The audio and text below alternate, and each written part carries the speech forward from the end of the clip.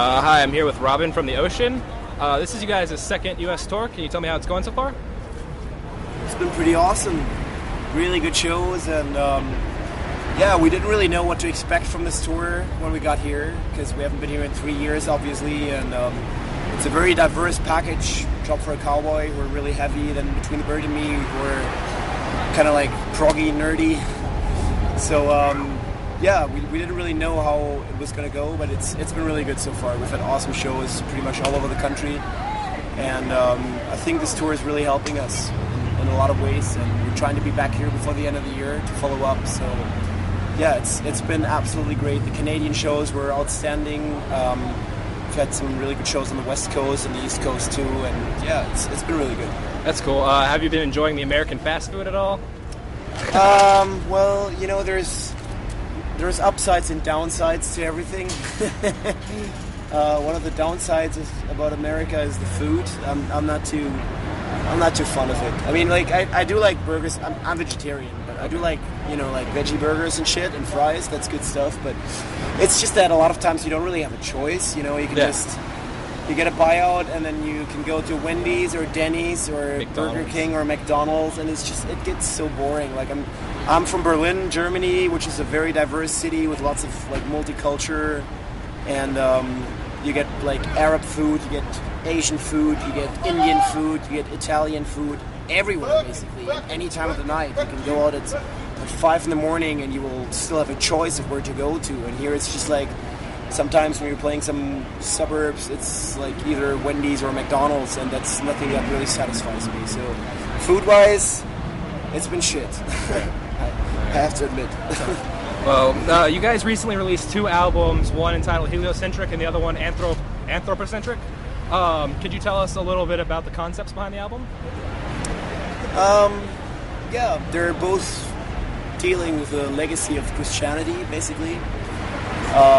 Approaching the subject in different ways. Heliocentric is going about it in a fairly historical, chronological way, you know, starting with original text from the Bible and the Song Firmament, then moving on towards Galilei and Copernicus and their discoveries that Earth is actually not the center of the universe in medieval times, and the effects that these discoveries have had on Christian belief, and then concluding with Charles Darwin and his theory of evolution, and Richard Dawkins, who's the most popular voice of modern atheism.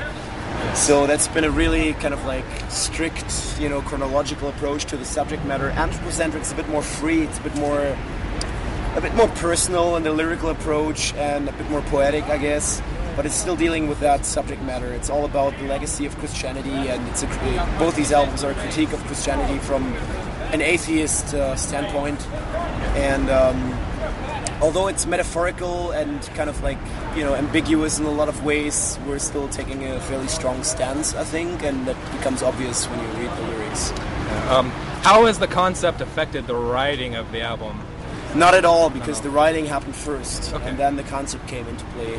I've been wanting to make a concept album about this for quite a while, and once Heliocentric was written, I wrote that album myself in a matter of like 3 weeks in 2008, I think it was, after we had been on this enormous like 4 months tour.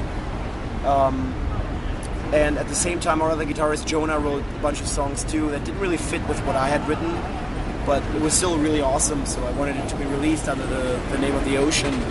And that's when we realized we were going to do 2 albums again, and that was the perfect occasion to, you know, do something about that concept that I had in mind for many years, actually. So I know the Ocean kind of has had quite a few member changes over the years, especially since Precambrian. You guys have got like an all-new band, right? How does that affect the writing at all? Does it?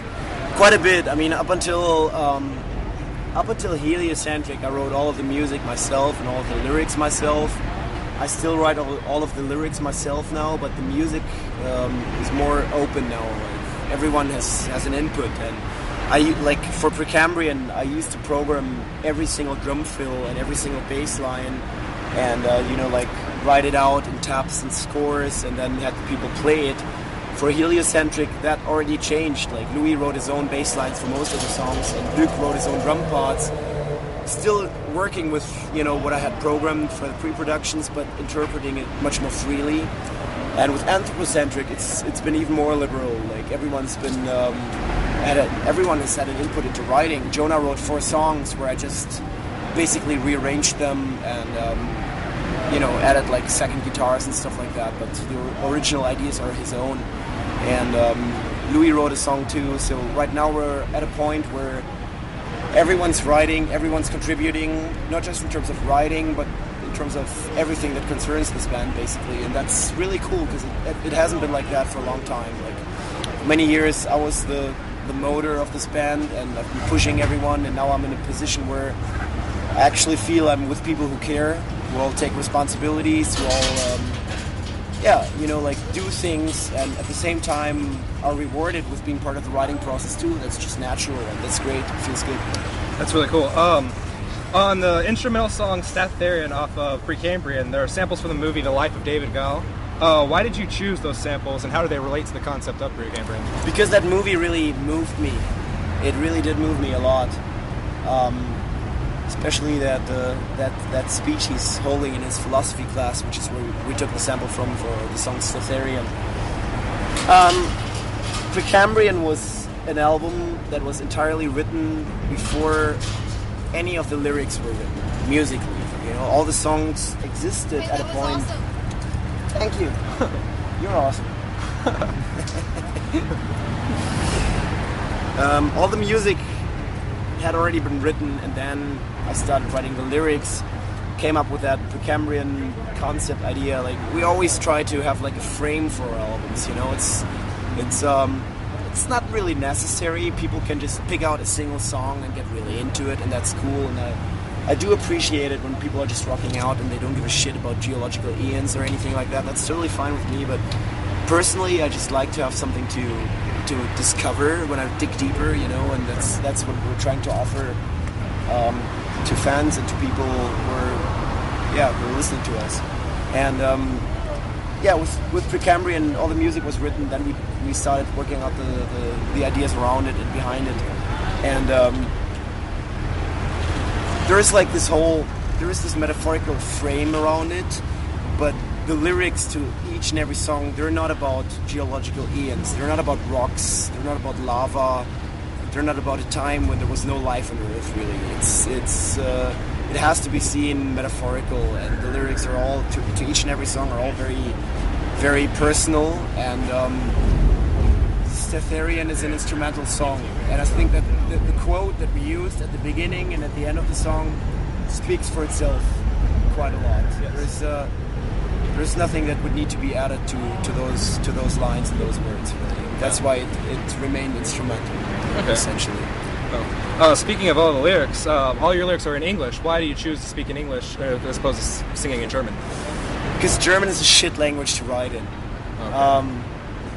I don't know, like, you know, the typical response you get to this question is because you want to be able to connect to an international audience, and even in Europe, it's like only a small percentage of European citizens do speak German. Only Germans, Austrians, and Swiss people.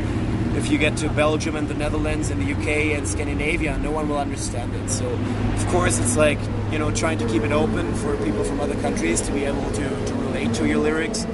But it's also that German is a weird fucking language, man. It's like, it doesn't make any sense. It's like really long words, and it's very hard to write in. There's only one band that I know playing heavy music that writes in German, and it actually works. That's Rammstein. Yeah. And I'm not a big fan of their lyrics, I have to say. It's cool for what it is. It's successful, you know, fair enough. But it's very hard to write in that language, and we've stuck with English for the most part.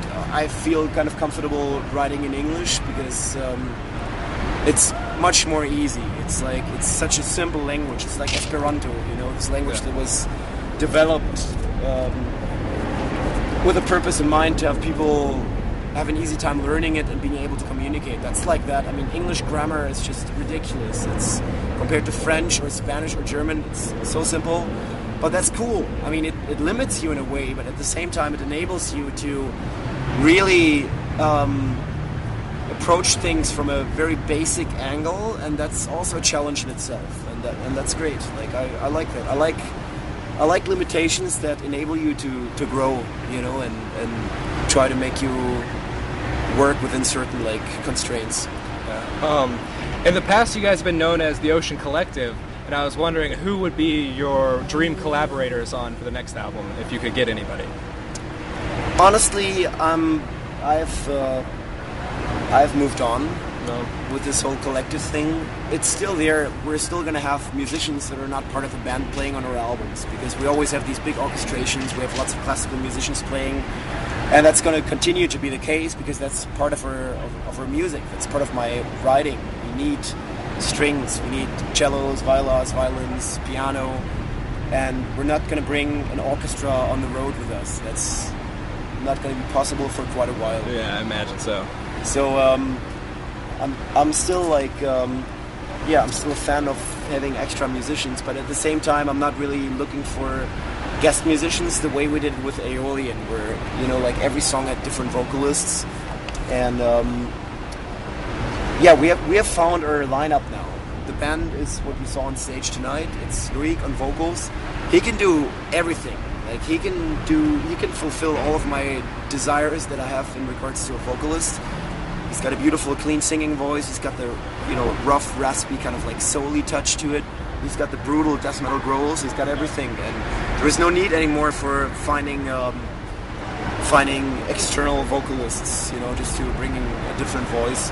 It was an idea when we recorded Aeolian, and it was kind of cool.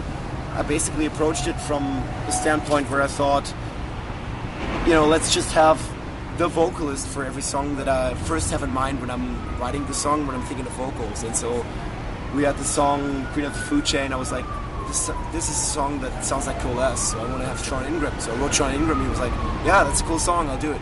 Cool. And the same with, you know, Austerity and Thomas Halbom from Breach and stuff like that. And that was cool, but we're past that point. We're at a point now where the band is actually a band, where we work with the opportunities and limitations that each member brings with it, and I don't think we're going to have multiple vocalists anymore on future albums. Okay. You guys have now pretty much seamlessly blended hardcore, rock and roll, sludge, and orchestral elements. What does the future hold for the Ocean sound? We'll see. I don't know. Okay. Do you ever? Would you guys ever consider writing a fully orchestral album? Yeah, why not? I mean, we've already kind of done that. Like, not on every song maybe, but like for Precambrian and also for Heliocentric, the classical instruments have been an integral part in the shaping of these albums. You know, not just like a filler or like something that could be replaced easily by a sample.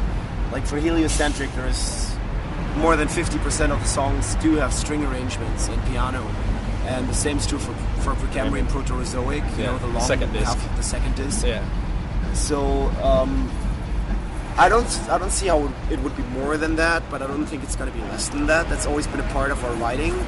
We were never a mere metal band. We've always had these influences that were coming from elsewhere, basically, and that's going to continue to be the case. Although we are probably not going to have them live with us all the time in the near future. It is an ambition. It is something we want to do. We have played certain singular events and shows with an extended lineup of classical musicians playing with us, but we know that we can't do that on a whole tour because we can't pay them. You know, they're all like pro players. We can't afford to take fucking 12, 15 people on the road. Not yet. Maybe at one point I'll be happy to, but it's coming from the sampler right now. But it's the studio tracks you get. It's not like some cheesy samples. Okay. It's the actually recorded classical instruments that are being run as backing tracks, and there's still 5 people on stage playing everything else. So I haven't had many people complain about the fact that the cello wasn't played live on those shows where it wasn't played live. Whenever it is being played live by our cello player Dalai Teofilopoulou, it's beautiful. People love it and dig it, but it's just not possible all the time. So. Are there any composers or bands that you've been listening to a lot lately? I've been really lazy in regards to listening to music lately because I don't know, like I'm not the guy who turns on music all the time that he's working, basically. Okay. You know, just like as a background kind of thing. Yeah. Sometimes I do, but I work in silence, and when I listen to music, it's when I'm stoned out of my mind, putting my headphones on in darkness and really listening to music. I just haven't had the time for that lately because I had to prepare for these tours, and the last thing I listened to was Thrice's last album, which has been out for a long time, but it's still really good. Really grabs me. It's a fucking brilliant piece of music. I'm a big fan of master musicians of Bukake and whatever they released lately. That's been brilliant. They played at Friction Fest, a festival I organize in Berlin once a year in spring, and they really blew me away. And I was a big fan of Baroness's latest album, and I listened quite a bit to Between the Burn and Me before getting on this tour, which is cool. It's not really the music I usually listen to, but seeing them live every night, it really opens up that dimension of appreciation. They're just amazing musicians, and it's incredible to see them do what they do, you know. Yeah. And also I've been a big fan of Dillinger's Capeland's latest album. We've been on tour with those guys in October, and that's a band I've been a fan of since Calculating Infinity, and watching them play live every single night, like for 30 or 40 shows in a row, was just insane. I mean, they're one of the best bands I've ever seen play live, and that has had definitely like a lasting impact on me. For sure. Well, thanks for giving us some of your time. Make sure to go pick out Anthropocentric and Heliocentric, guys. All right, take it easy.